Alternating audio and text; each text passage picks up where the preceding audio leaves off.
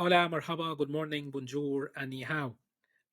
This is Mohamed Aboshanab, and you can always call me Mo. Thank you so much for getting back to the podcast. We have a very interesting guest with here today.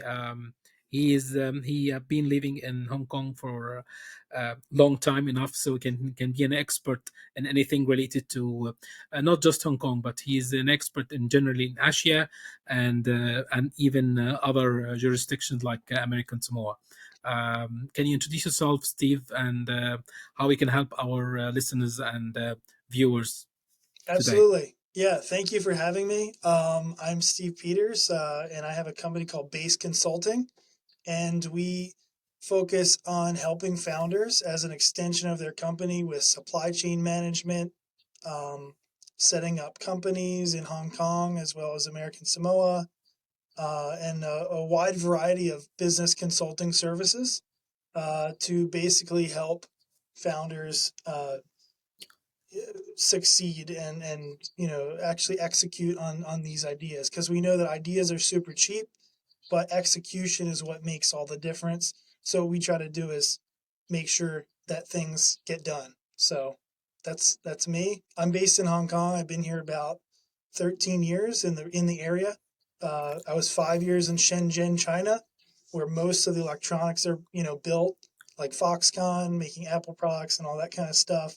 And then I've been here in Hong Kong for about 8 years. So I know a little bit, but not everything. um, Still learning Okay, every day. that's brilliant. So let's get back to the main question. It's why why Hong Kong was your main destination during the last 10 years, and why you continue doing business or live in Hong Kong?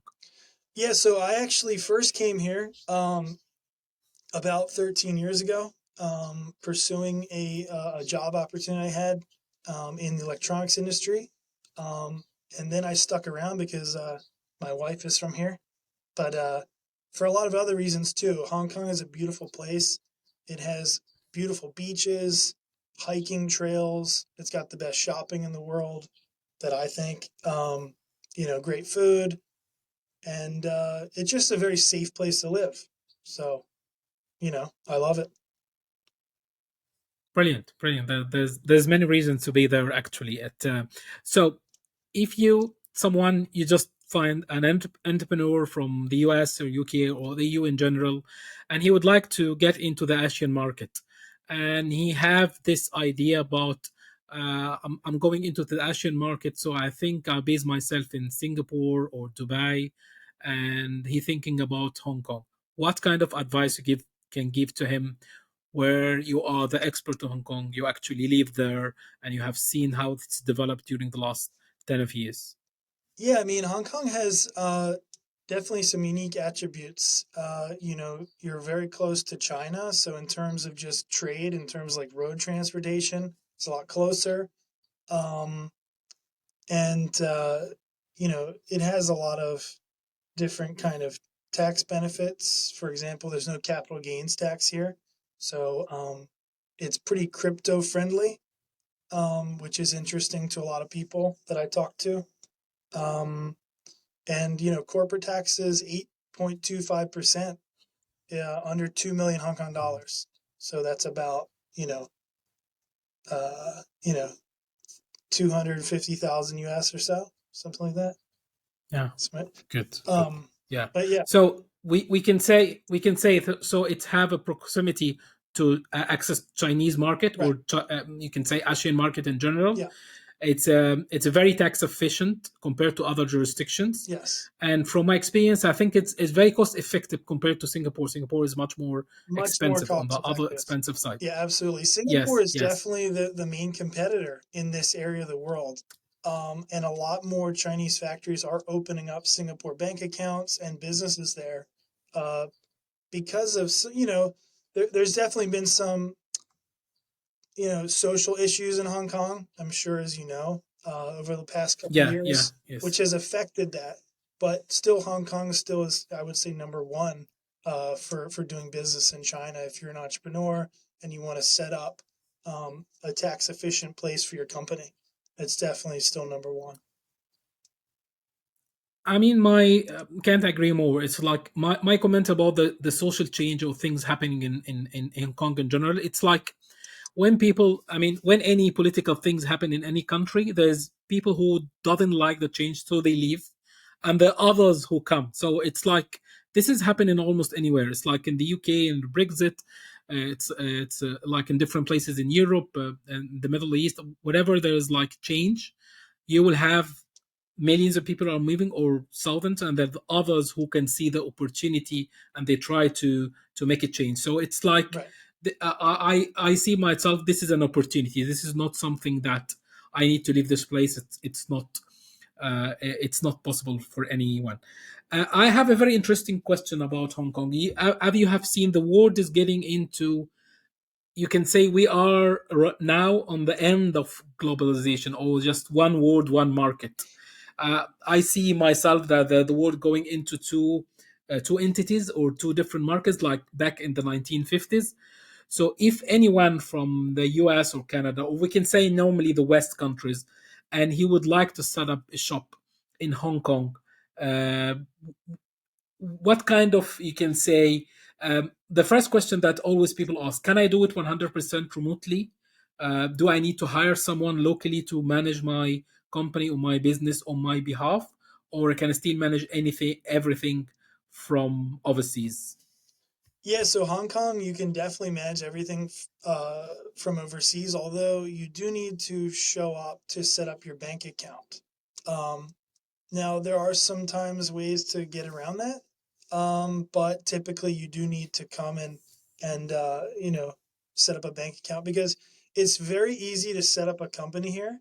It's a little bit more difficult to set up a bank account.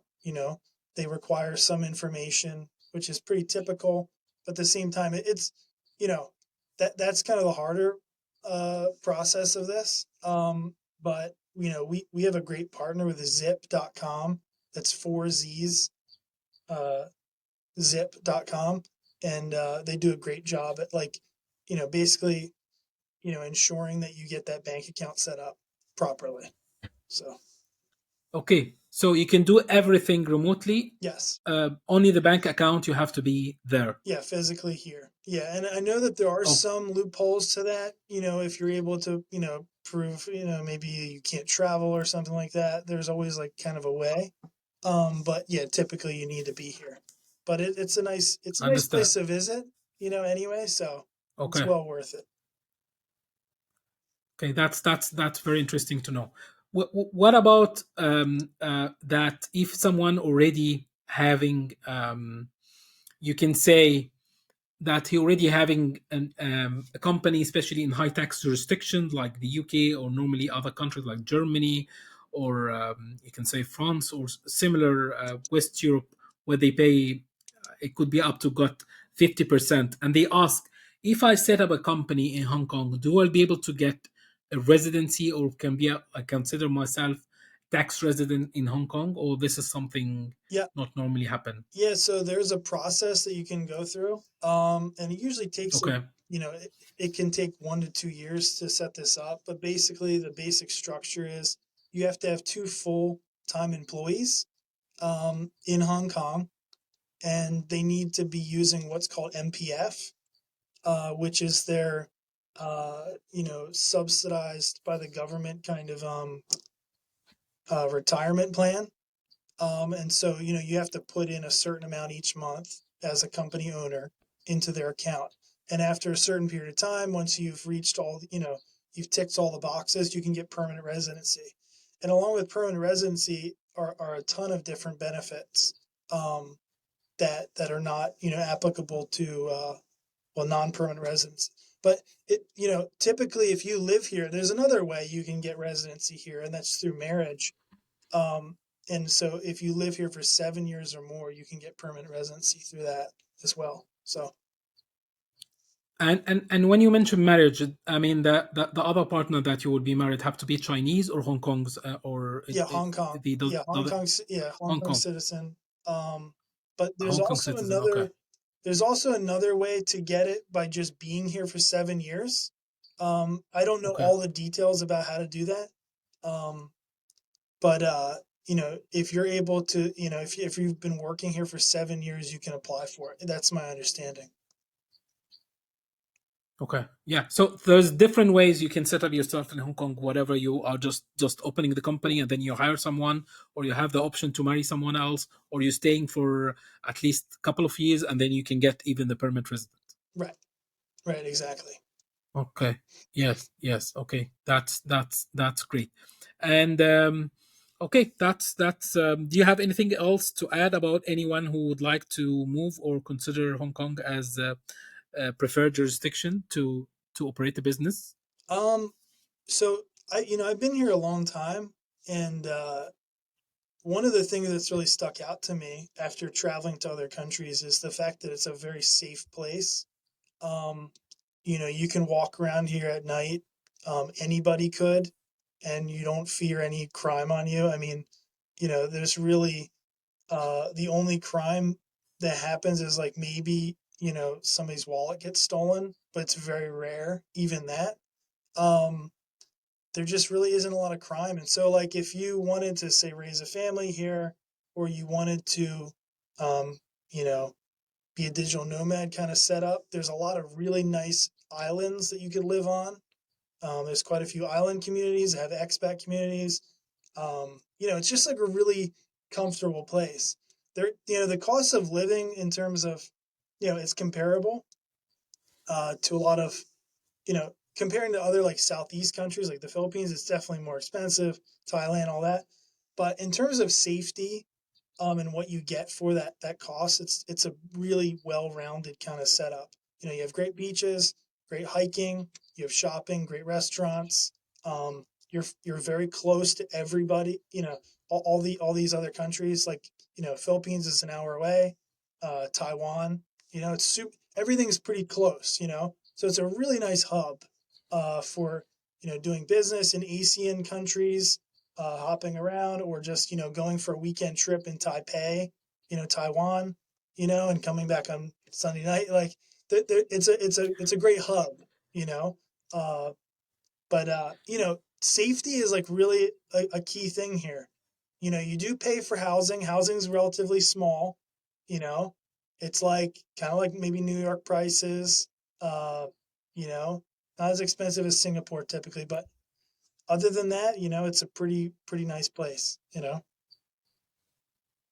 Wow, that's amazing to know. It's like what I can say from what you're saying. It's you can use Hong Kong as the hub base to access other similar locations in Asia, whatever it's Philippines, Taiwan, Macau, or even China.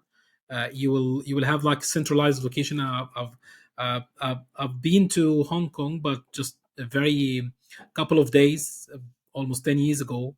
So I think the airport now is much bigger Yeah, and it's very well connected compared to 10 years ago. definitely. And yes, so that's very you can say very helpful information. So if anyone would like to get in touch with you directly, whatever he would like to set up a company or get a personal advice one, how people can find you online. Yeah, so they can just go to basedconsulting.co. It's based, BASED, consulting spelled out, .co. Um, and that's where I am. Okay, perfectly. We will leave also the your full contact details on the description for this video or podcast, whatever you are watching us. And also, we have another episode where Steve will explain more about a very exotic location. He have like a kind of semi-exclusive access, which is called the American Samoa.